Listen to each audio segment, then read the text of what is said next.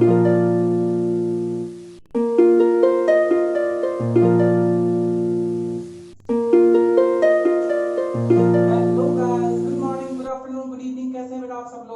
बहुत बढ़िया होंगे और अपनी पढ़ाई में पूरी तरीके से लगे हुए होंगे। हम लोग नेक्स्ट वीडियो के साथ में आ गए हैं जो कि एडमिशन ऑफ पार्टनर का नेक्स्ट सीरीज है। इसके बाद हम लोगों के पास में दो और सीरीज हम लोग लेकर के आएंगे। पहले वो दोनों सीरीज जो होगी वो एडजस्टमेंट ऑफ कैपिटल की सीरीज होगी। इससे पहले जो मैंने वीडियो डाला था वो हिडन गुडविल का वीडियो डाला था। होप सो आपने वो वीडियो देख लिया होगा।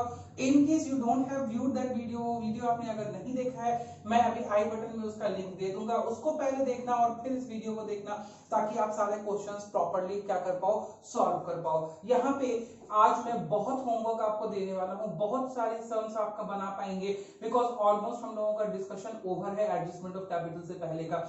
तो आज बेटा हम लोग क्या क्या बातें डिस्कस करने वाले हैं। आज हम लोग सब कुछ वोकली डिस्कस करने वाले हैं और फिर कुछ एक हम लोगों के पास में थोड़ी सी ऐसी चीजें हैं जो आपको मैंने पहले नहीं बताई थी, तो वो चीजें मैं आपको बताऊंगा जो मैंने ऑलरेडी बोर्ड पे आपके लिए लिख लिया है कि क्या क्या चीजें, जो कुछ टिपिकल चीजें थी। जैसे मैंने उस दिन भी बोला था कि कुछ टिपिकल चीजों पे हम लोग बात करेंगे, सारी चीजों पे बात करना जरूरी भी नहीं है और हम बहुत सारी चीजों पे बात कर चुके हैं, तो वो चीजें फिर से रिपीट करेंगे तो आपको भी क्या लगेगा कि बेकार की हम उसी चीजों पे बात कर रहे हैं। ठीक है, आज हम लोग किन किन चीजों पे बात करेंगे, तो आइए सबसे पहले हम लोग बात कर लेते हैं कि अगर गुडविल हमारे बुक्स में पहले से अपीयर हो रहा है तो yes you know the answer.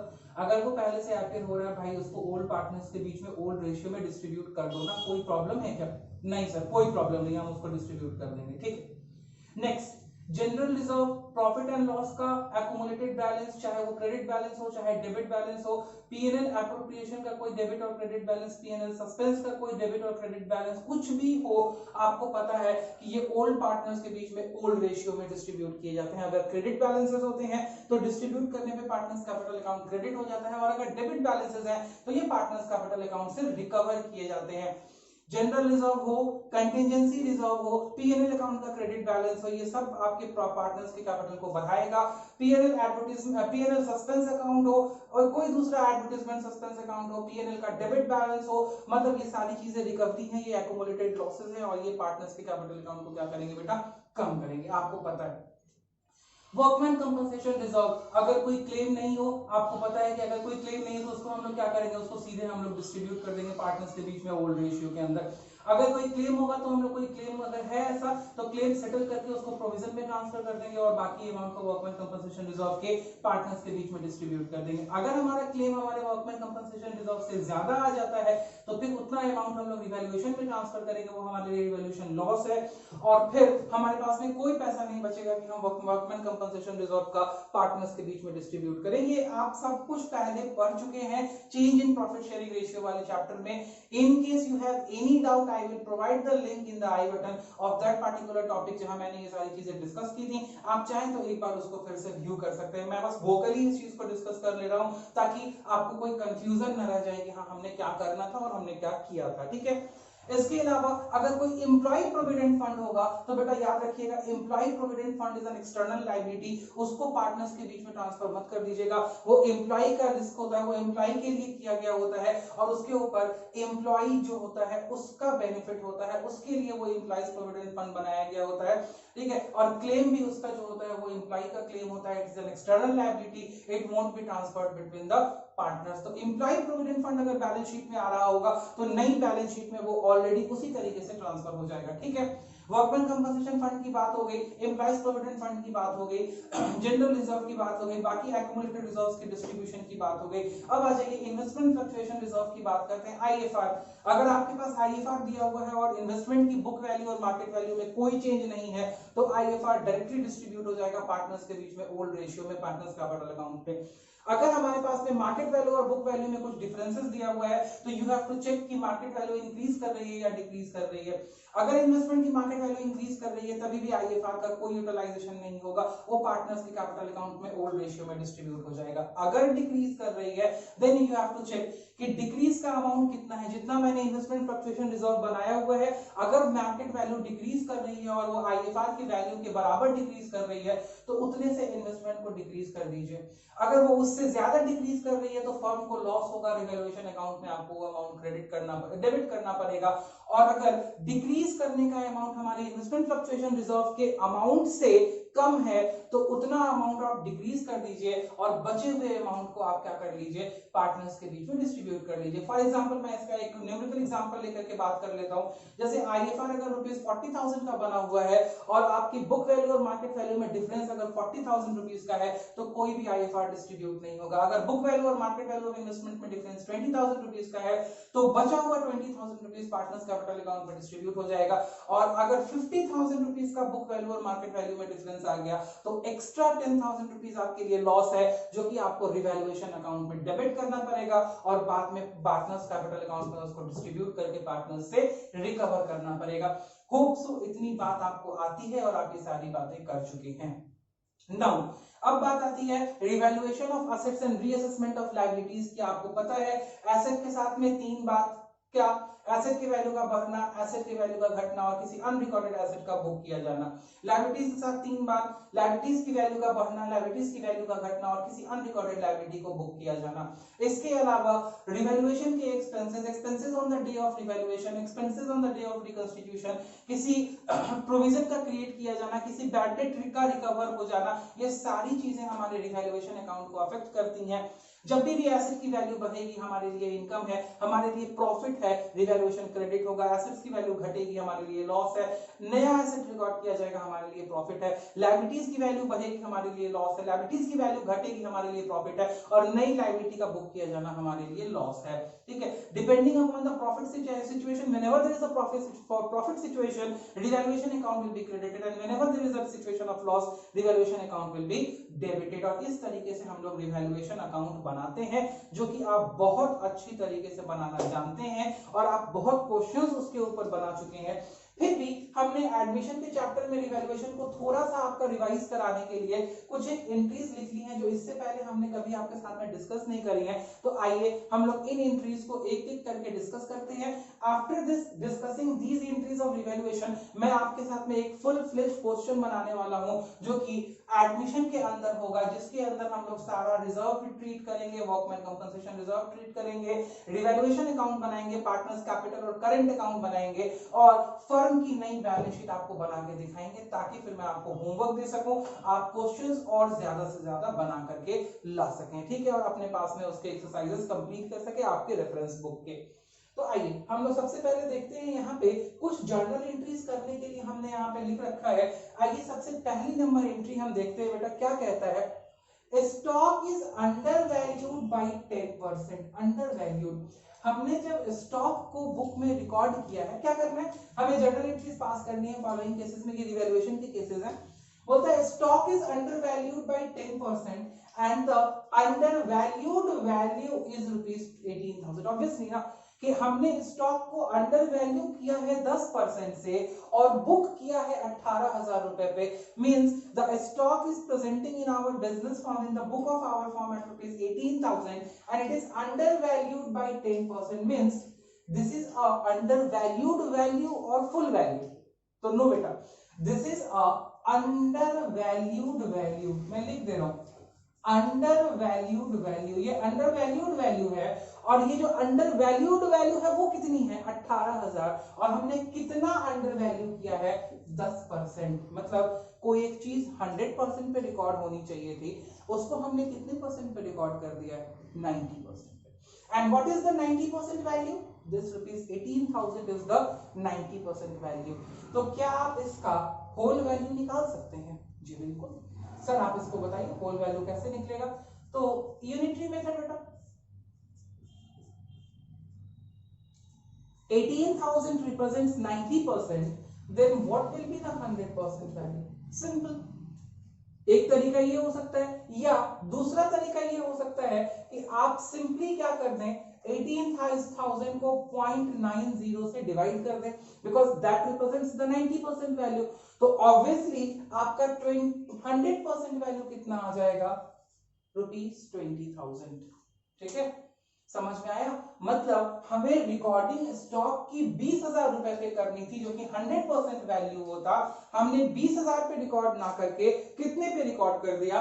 18,000 पे रिकॉर्ड कर दिया, जो कि हमारा क्या है? 90% वैल्यू है। Then what is required to be recorded? हमें स्टॉक को कितना अप करना पड़ेगा ताकि वो 20,000 पहुंच जाए? तो भाई हमें 2,000 रुपया और स्टॉक को क्या करना पड़ेगा? लिखना पड़ेगा। तो क्या एंट्री होगी? पहली जर्नल एंट्री इसकी क्या होगी? तो जर्नल एंट्री इसकी होगी stock account debit to revaluation account. कितने रुपए से?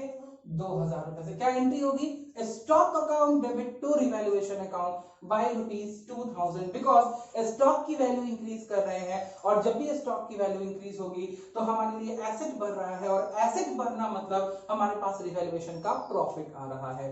होप सो आपको ये चीज समझ में आ गई होगी। ठीक है, सेम इसी तरीके से नेक्स्ट बोलता है stock is over valued by 10%। Now you have recorded the stock at an overvalued value, and how much overvaluation is there? 10%. Means you have not recorded the 100% value, you have recorded 110% value, 110% value। तो और 110% value कितने रुपए के बराबर आती है? तो 110% value is equal to ₹22,000। मतलब आपने ओवर वैल्यू करके ये फर्स्ट केस तो हो गया अपना। मैं ये फर्स्ट केस रब कर रहा हूं यहाँ पे ताकि मेरे पास स्पेस हो पाए लिखने के लिए। हाँ जी, अब ये ओवर वैल्यू करके हमने कितना रिकॉर्ड किया है? 22,000। तो अब यहाँ पे स्टॉक को अंडर वैल्यू करके 100% पर लेके आना है। तो this 22,000 represents 110%, then what would be the 100%? Same जैसे अंडर वैल्यूएशन के केस में किया था वैसे ही ओवर वैल्यूएशन के केस में किया। और या ऐसे कर लो, या 22,000 डिवाइडेड बाय पॉइंट कितना हो जाएगा बेटा? 100% नहीं है तो ये 110% है, तो आप 110 से इसको डिवाइड कर दीजिएगा और 100 से मल्टीप्लाई कर दीजिएगा, तो आपका काम हो जाएगा। दिस विल बी, यहां पे आप इसको कितने से डिवाइड कीजिएगा? 1.1। तभी भी आपका क्या आ जाएगा? आपका 100% वैल्यू आ जाएगा, और 100% वैल्यू इस केस में कितनी आएगी? 20,000 रुपए। मतलब आपने 10% चढ़ा के रिकॉर्ड किया था, तो अब इसको 10% गिरा के रिकॉर्ड करने के लिए आपको स्टॉक की वैल्यू को क्या करना पड़ेगा? कम करना पड़ेगा। जी बिल्कुल। तो एंट्री क्या होगी? एंट्री होगी revaluation account debit to stock account. कितने रुपए से? 2,000। आपको स्टॉक की वैल्यू को क्या करना है? रिड्यूस करना है। जी बिल्कुल, रिड्यूस करना है। ठीक है, तो ये हो गया आपका केस नंबर 2। केस नंबर 1 में अंडर वैल्यूएशन था, आपको स्टॉक की वैल्यू को 10% बढ़ाना था। यहाँ ओवर वैल्यूएशन है, आपको स्टॉक की वैल्यू को 10% घटा देना है। तो 10% की जगह आपको 20%, 25%, 15%, 5% कुछ भी हो तो दिक्कत तो नहीं हो जाएगी? नहीं, कोई दिक्कत नहीं होगी। ठीक है, अगर 5% हो अंडर वैल्यूएशन के केस में तो आप 95% से डिवाइड कर देना। ओवर वैल्यूएशन के केस में अगर 5% हो तो 105% से डिवाइड कर देना। ठीक है, होप सो आप इस पॉइंट को पकड़ गए होंगे। ये सिंपल मैथमेटिकल कैलकुलेशन है, यहाँ पे कुछ भी एक्स्ट्रा नहीं है। आइए पॉइंट नंबर 1, पॉइंट नंबर 2 हमने डिस्कस कर लिया है। पॉइंट नंबर 3 हम लोग देखते हैं।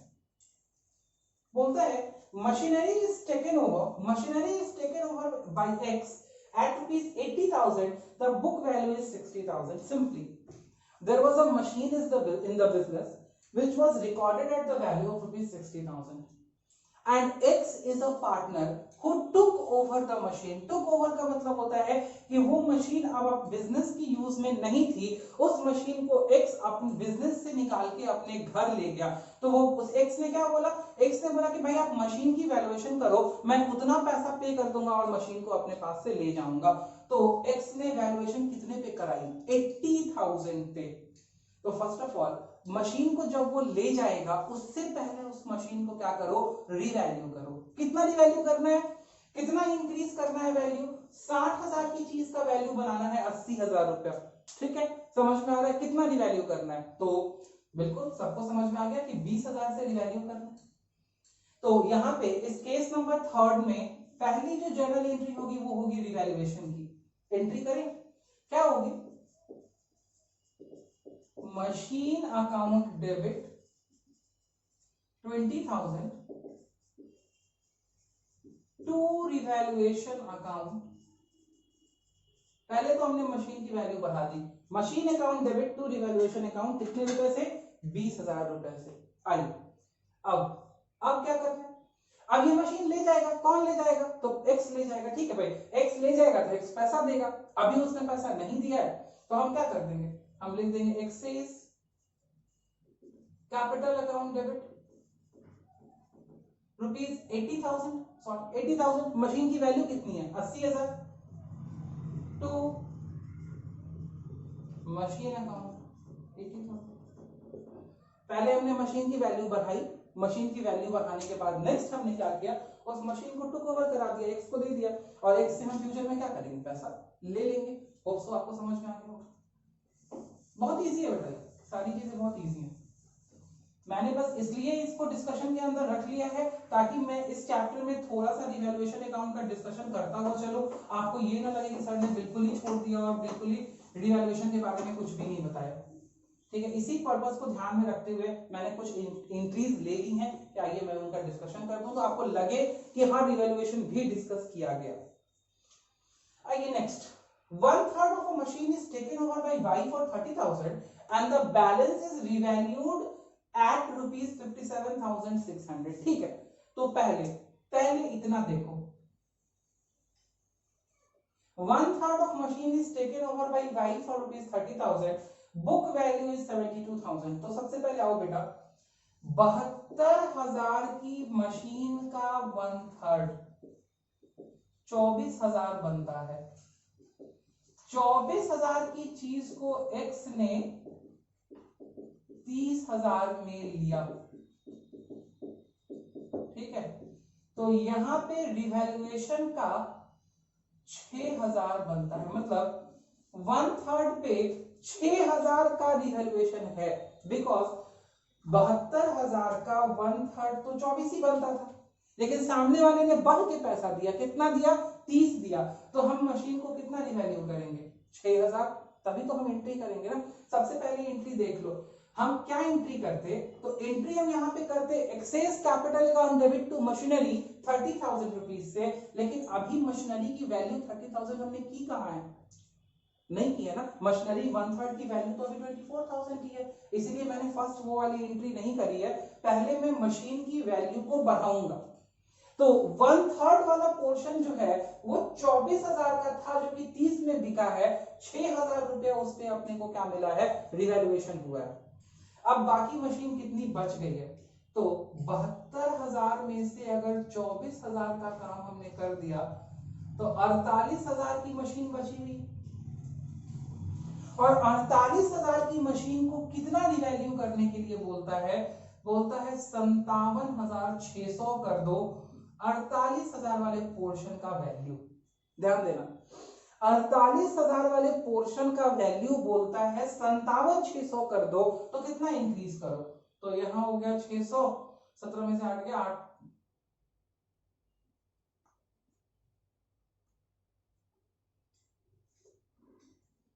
9,600। ठीक है, तो 1/3 पोर्शन में रिवैल्यू हमने 6,000 किया और बचे हुए 2/3 पोर्शन में रिवैल्यू हमने 9600 किया।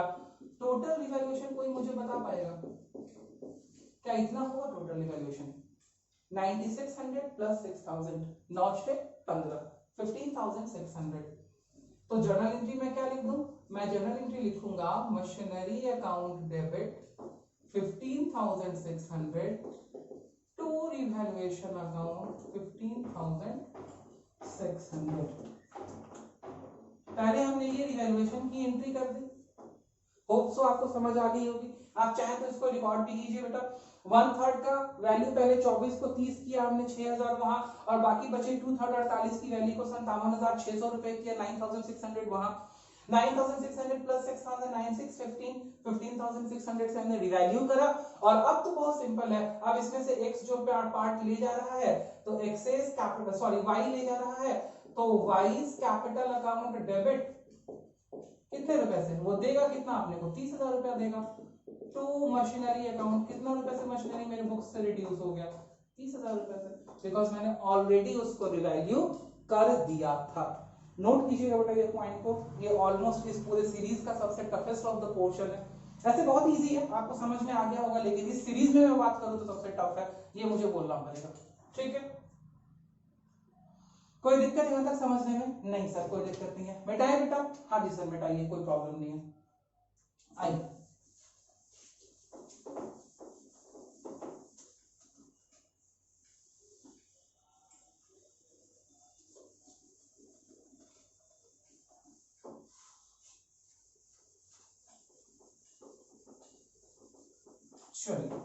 नेक्स्ट है expenses on revolution amounted to ₹5,000 paid by X. बोलता है एक्सपेंसेस ऑन रिवॉल्यूशन, रिवॉल्यूशन का एक्सपेंस है, फर्म को चुकाना था 5,000 रुपया, फर्म ने अभी चुकाया नहीं है, एक्स पे कर रहा है, तो भाई खर्चा किसका है? खर्चा किसका है भाई? फर्म का खर्चा है, फर्म खर्चा देगी। कौन पेमेंट कर रहा है? एक्स पेमेंट कर रहा है, एक्स मेरे लिए क्रेडिटर है भाई, एक्स को पेमेंट नहीं करना था, फर्म का खर्चा है, फर्म के पॉकेट से जाना था। एंट्री क्या होगी? फर्म का खर्चा है तो रिवैल्यूएशन अकाउंट क्या हो जाएगा? रिवैल्यूएशन अकाउंट डेबिट हो जाएगा, लॉस है हमारे लिए। ठीक है, और अभी हमारे बिहाफ में कौन पेमेंट कर रहा है? एक्स पेमेंट कर रहा है, तो एक्स मेरा क्रेडिटर हो जाएगा, सिंपल सी बात है, एक्स को हम ये पैसा चुकाएंगे। Revaluation account debit to X's capital account. Hope so समझ में आ गया होगा, इजी पॉइंट था, बहुत कुछ इसमें हार्ड एंड फास्ट नहीं था। नोट कीजिए expenses on revolution amounted to ₹5,000 की क्या जर्नल एंट्री होगी? Revaluation account debit to X's capital account. ठीक है, प्लीज नोट दैट पॉइंट। और अब हम लोग जा रहे हैं लास्ट पॉइंट पे।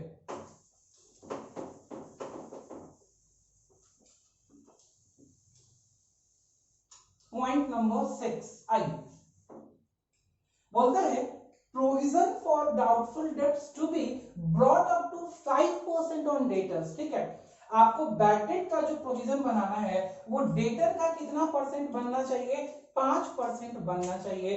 ब्रैकेट में बोलता है debtors already provided in the books is 20,000 and the provision which is already in the books is ₹500। Debtor 20,000 रुपए का है और 500 रुपए का प्रोविजन ऑलरेडी किताब में है। ठीक है, to be very specific, provision में बच्चों को बहुत कंफ्यूजन होता है, बाबू जो प्रोविजन ऑलरेडी बना हुआ है उस प्रोविजन के अलावा देखेंगे कि और कितना प्रोविजन बनाना जरूरी है। 20,000 का 5% कितना होगा? कितना होगा? 1,000 रुपया। तो the provision which is required to be maintain in the books at the rate 5% is amounted to ₹1,000. Of this ₹1,500 is already being provided for. तो आप और कितना प्रोविजन बनाओगे? तो प्रोविजन और एक्स्ट्रा प्रोविजन कितना बनाओगे? 500 रुपए बनाओगे, 500 तो ऑलरेडी बुक्स के अंदर है। ठीक है, तो आज हमारा प्रॉफिट कितने रुपए से रिड्यूस होगा? 500 रुपीज से रिड्यूस होगा। आज हमें लॉस कितने का होगा? 500 रुपए का होगा। तो एंट्री बोलो ना क्या हो जाएगी? एंट्री हो जाएगी revaluation account debit 500 to provision for bad debt account 500। देखो जैसे ही तुमने ये 500 रुपए का प्रोविजन क्रेडिट किया, ऑलरेडी 500 रुपए का प्रोविजन क्रेडिटेड था, ये दोनों मिला के तुम्हारे कितने रुपए का प्रोविजन हो गया? 1,000 रुपीज का प्रोविजन बन गया। यही तुम्हें 1,000 रुपीज का प्रोविजन बनाना था जो कि बन के रेडी है। ठीक है, तो ये आपका केस हो गया यहाँ पे जहां पे आपको प्रोविजन बनाना था। चलिए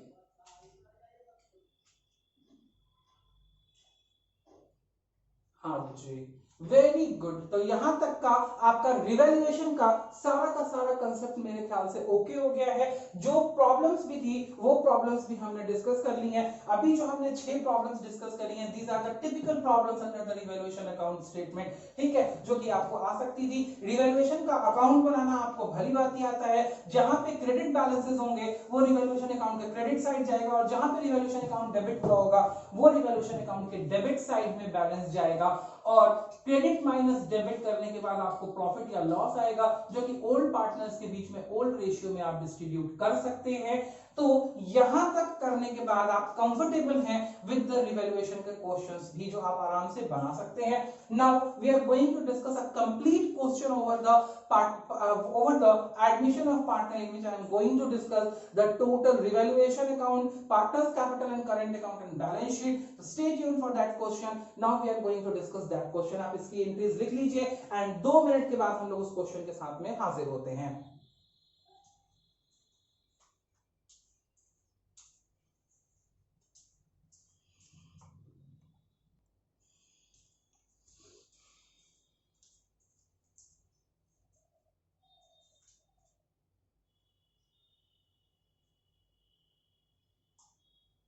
हाँ जी बेटा, आइए देखिए हम लोग कंप्लीट बैलेंस शीट बनाने के लिए हम लोगों ने एक क्वेश्चन लिख लिया है। आइए सबसे पहले इस क्वेश्चन को पूरा फुल ऑन हम लोग डिस्कस करते हैं और डिस्कस करने के बाद में इसमें जो इंपॉर्टेंट पॉइंट्स हैं वो मैं आपके साथ में बनाता हूँ और जो पॉइंट आप बना पाएंगे वो पॉइंट बहुत इजी है, आप अपना उसको कैलकुलेट करके बना लेंगे। ठीक है, आइए क्वेश्चन बोलता है X and Y are partnership, X and Y are in partnership sharing profit and losses in the ratio 3:2। तो ये इनका ओल्ड रेशियो आपको दे रखा है, ओल्ड रेशियो इनका 3:2 था।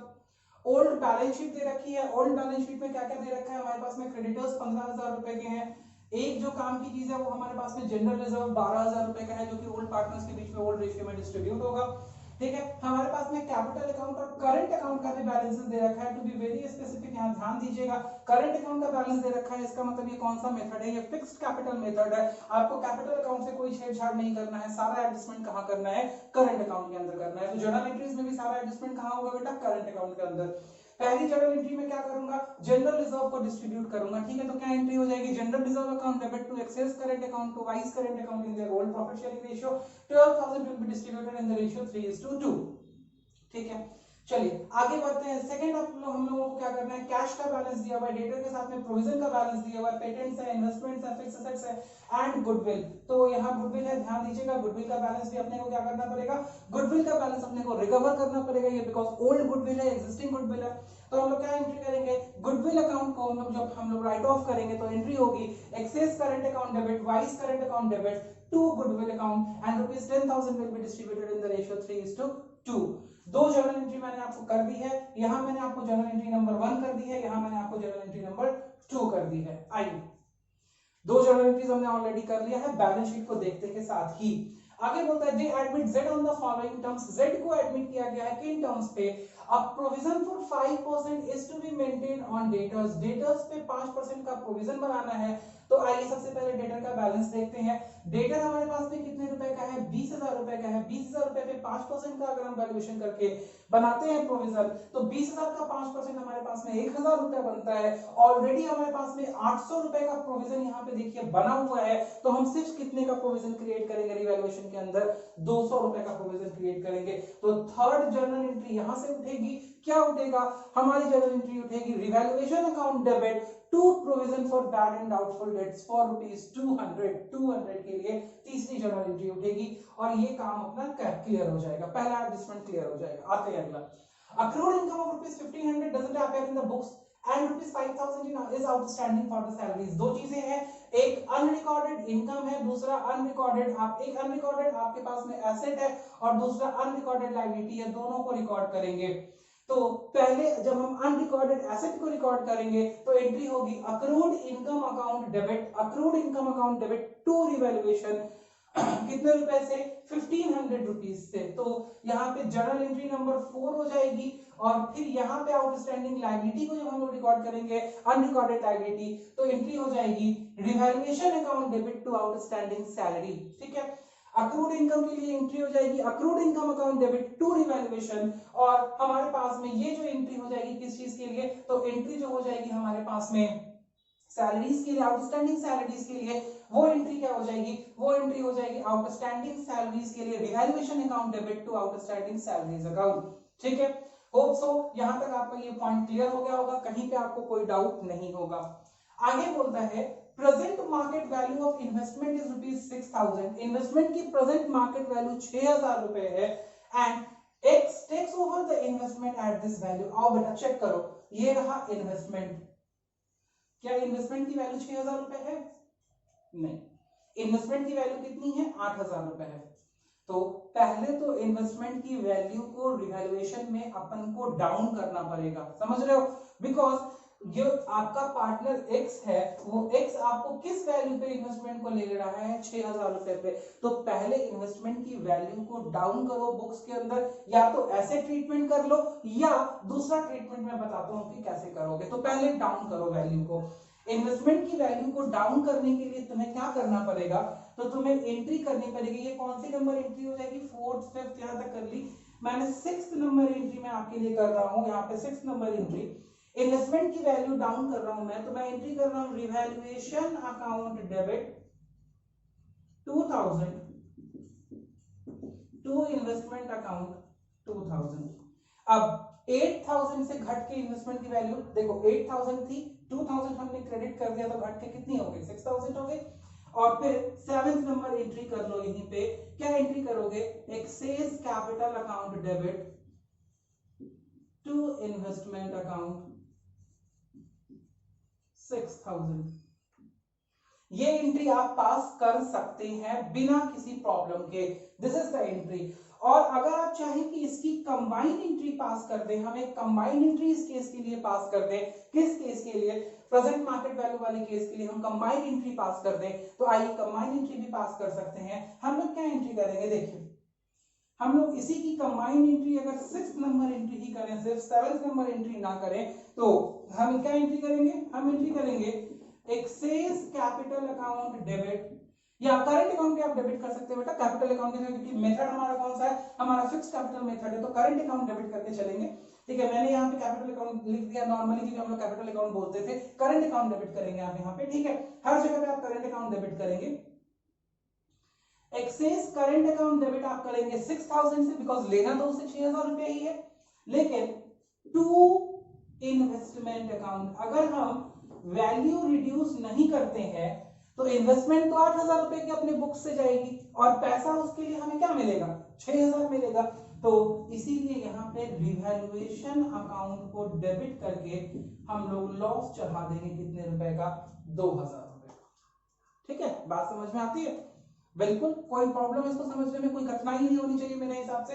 तो या तो आप ये दोनों एंट्री करें या उसके बदले में ये सिंगल एंट्री कर दें, कोई प्रॉब्लम नहीं है, आप आराम से इस केस को खत्म कर सकते हैं, बना सकते हैं। ठीक है, तो डिपेंड करता है कि आप ये जर्नल एंट्री दोनों पास करें या ये जर्नल एंट्री पास करें, the accounting treatment in the books remains the same. ठीक है, आइए तो ये भी एंट्री हमने डिस्कस कर ली। आगे बोलता है new PSR amount X, Y and Z will be 4:3:2. This is provided for calculating the sacrificing ratio. आप आराम से sacrificing ratio calculate कर लेंगे। This is the old ratio. This is the new ratio. You can very easily calculate the sacrificing ratio. And after the calculation of sacrificing ratio, you can go on for the treatment of goodwill, जो कि यहाँ पे दिया हुआ है। Next मैं अभी आगे डिस्कस करता हूँ। आगे बोलता है Z will bring in ₹20,000 for his capital. Z क्या करेगा, 20,000 रुपए अपने कैपिटल के लिए लेके आएगा। अभी प्रीमियम फॉर गुडविल के बारे में नहीं बताया है, तो हम लोग यहाँ पे क्या एंट्री करेंगे, तो एंट्री नंबर 7th या 8th होगा, वो एंट्री क्या हो जाएगी, बैंक अकाउंट डेबिट। यहाँ के लिए एंट्री हो जाएगी, ये आपकी 7th या 8th नंबर एंट्री हो जाएगी। चलिए मैं 8th नंबर एंट्री बोलता हूँ, bank account debit to Z's capital account. यहाँ करंट अकाउंट को मत कर दीजिएगा क्रेडिट, बिकॉज पैसा किस चीज का आ रहा है, कैपिटल का आ रहा है जी, बिल्कुल। तो कैपिटल अकाउंट डेबिट क्रेडिट हो जाएगा आपका 20,000 रुपीज से। होप सो आपको यहाँ तक समझ में आ गया होगा। बहुत ध्यान से समझिएगा, बिकॉज ये होमवर्क मैं आपको असाइनमेंट में देने वाला हूँ। ठीक है, ये असाइनमेंट में आपको दे रहा हूँ, आप इसको कंप्लीट बना करके मेरे पास में सर क्या करेंगे, सबमिट करने वाले हैं ये वाला क्वेश्चन। ये पूरा क्वेश्चन 10 मार्क्स के लिए आपका असाइनमेंट है। ठीक है, तो आपने सबने इस क्वेश्चन को बना करके मुझे आंसर इसका सबमिट करना है। 10 मार्क्स का ये आपका पेपर है असाइनमेंट का। ठीक है, आइए अगला बोलता है Z is to pay in cash an amount equal to his share of firm's goodwill and the goodwill will be calculated at twice the average profit of the last 3 years. तो very easy calculation for goodwill also here is given. ठीक है, बोलता है कि आपको goodwill का valuation करना है पिछले 3 सालों के एवरेज प्रॉफिट के दुगुने अमाउंट पे फर्म की गुडविल का वैल्यूएशन करना है, और पार्टनर का जो भी बैलेंस होगा, जो भी शेयर होगा, वो पार्टनर किस तरह से लेके आएगा, तो premium for goodwill partner cash में लेकर के आएगा। तो जो भी अमाउंट बनता है एंट्री क्या होगी, bank account debit to premium for goodwill, and again premium for goodwill will be distributed by amount among the sacrificing partners in their sacrificing ratio. तो एंट्री हो जाएगी premium for goodwill account debit to X's current account to Y's current account in their sacrificing ratio. तो इस case के लिए सबसे पहले आप क्या करेंगे, पहले फर्म की गुडविल निकालेंगे, फिर पार्टनर का शेयर निकालेंगे, फिर सैक्रिफाइसिंग रेशियो निकालेंगे और प्रीमियम फॉर गुडविल को सैक्रिफाइसिंग रेशियो में डिस्ट्रीब्यूट कर देंगे। प्रॉपर्ली डिस्ट्रीब्यूट करेंगे वरना आपका नेक्स्ट एडजस्टमेंट भी गलत हो जाएगा, बिकॉज जितना जितना पैसा दोनों सैक्रिफाइसिंग पार्टनर को मिला है ये क्वेश्चन बोलता है, तो आपका 8th नंबर के बाद ये 9th नंबर एडजस्टमेंट हो जाएगा, जहां पे 9th number journal entry premium लाने की होगी, 10th नंबर जर्नल एंट्री आपके पास में किस चीज की होगी, प्रीमियम को डिस्ट्रीब्यूट करने की होगी, एंड यहाँ पे आपकी 11th नंबर जर्नल एंट्री होगी जो कि प्रीमियम के अमाउंट को पार्टनर्स विड्रॉ करेंगे। कितना विड्रॉ करेंगे, half of the goodwill is withdrawn by the old partner. Old partner जो है, जो सैक्रिफाइसिंग पार्टनर है, वो गुडविल का जितना शेयर उनको बन के मिला होगा उसका आधा आधा पोर्शन क्या कर लेंगे, विड्रॉ कर लेंगे। Now the question is very simple to you, बहुत सिंपल हो गया है। आपको जर्नल एंट्रीज बना देनी है, रिवैल्यूएशन बना देना है, पार्टनर्स कैपिटल एंड करंट बना के, और फाइनल बैलेंस शीट बना देनी है। And remember, final balance sheet जब बनाइएगा तो याद रखिएगा कि दो एक्स्ट्रा चीजें बाहर से आ गई हैं, उनको इंक्लूड करना मत भूलिएगा। पहला ये अक्रूड इनकम और दूसरा लायबिलिटी साइड में ये आउटस्टैंडिंग सैलरीज, इनको इंक्लूड करना भूल गए तो बेटा हो गया आपका खेल खत्म, ठीक है। और एक चीज और कीजिएगा, ध्यान रखिएगा, कैश का बैलेंस, बिकॉज ये कैश का बैलेंस बेटा चेंज होगा, 5000 का 5000 नहीं रहेगा। ध्यान रखिएगा, नया पार्टनर कैपिटल का पैसा लेके आएगा, प्रीमियम फॉर गुडविल का पैसा लेके आएगा, फिर प्रीमियम फॉर गुडविल का पैसा दोनों पार्टनर्स, जो ओल्ड पार्टनर है, जो सैक्रिफाइसिंग पार्टनर है, वो आधा आधा विड्रॉ भी करेंगे। तो कैश का नया बैलेंस आएगा, वो बैलेंस निकालिएगा। 3 आपके पास में बहुत इंपॉर्टेंट क्वेश्चन पॉइंट्स हैं, वो तीनों क्वेश्चन पॉइंट्स को ध्यान रख के इस क्वेश्चन को कंप्लीट बनाइएगा। दिस इज योर असाइनमेंट, ये आपका असाइनमेंट है, प्लीज इसको कंप्लीट कीजिएगा, ठीक है। तो जो रेफरेंस पॉइंट मैंने यहाँ डाले हैं, आप अगर चाहें तो उन रेफरेंस पॉइंट को अपने पास में रिकॉर्ड कर सकते हैं। आधा असाइनमेंट तो मैंने आपका बना ही दिया है, बाकी आप बना करके कंप्लीट कीजिएगा। इसके अलावा आइए अब मैं आपको पूरे क्वेश्चंस की एक सीरीज दे रहा हूं जो आप कंप्लीट आराम से बैठ के बना सकते हैं। तो मेरे साथ में नोट कीजिए कि आप वो क्वेश्चन की सीरीज कितनी बना सकते हैं। मैं यहां से रब कर रहा हूं ऊपर से ताकि मैं लिख पाऊं कि आप क्वेश्चन की सीरीज कितनी बना सकते हैं बेटा, ठीक है। आप एक बार इस क्वेश्चन को अगर लिखना चाहते हैं तो 1 मिनट के लिए इस क्वेश्चन को आप पहले वीडियो को पॉज करके क्वेश्चन को रिकॉर्ड कर लीजिए अपने पास में, because I am very strict, you have to submit the assignment, आपको ये असाइनमेंट सबमिट करना है। चलिए अब मैं आपको क्वेश्चन की सीरीज बता दूं कि कितना क्वेश्चन आप आराम से टैकल कर सकते हैं और एडजस्टमेंट ऑफ कैपिटल से पहले बना सकते हैं। एंड बिलीव मी, ये बहुत लंबी सीरीज है, तो ध्यान से देखिएगा, बहुत लंबी सीरीज है।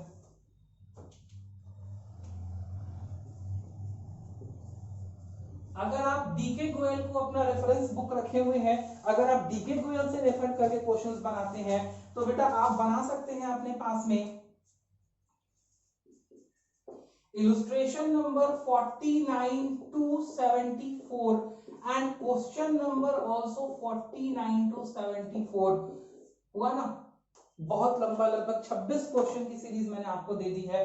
और अगर आपने अपने पास में टीएस गरेवाल रखा हुआ है, टीएस गरेवाल को रेफर करते हैं, तो आप बना सकते हैं इलस्ट्रेशन नंबर 34 to 54 एक्सेप्ट 43।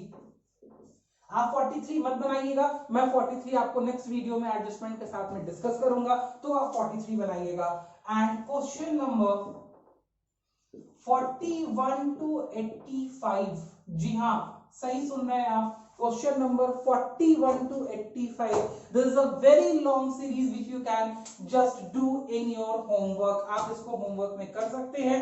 तो मैं आपको 2 दिन का टाइम देता हूं, आप 2 दिन में इस होमवर्क को कंप्लीट कीजिए। 2 दिन बाद मेरी next video adjustment of capital वाली आपके साथ में आएगी और हम लोग उस पर आगे वर्क करने वाले हैं।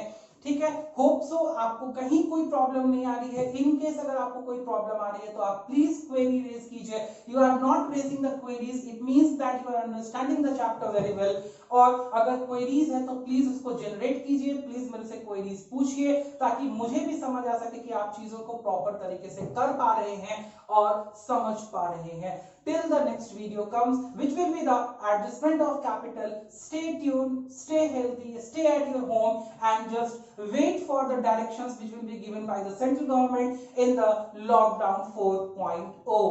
Till the next video comes, stay happy and bye bye.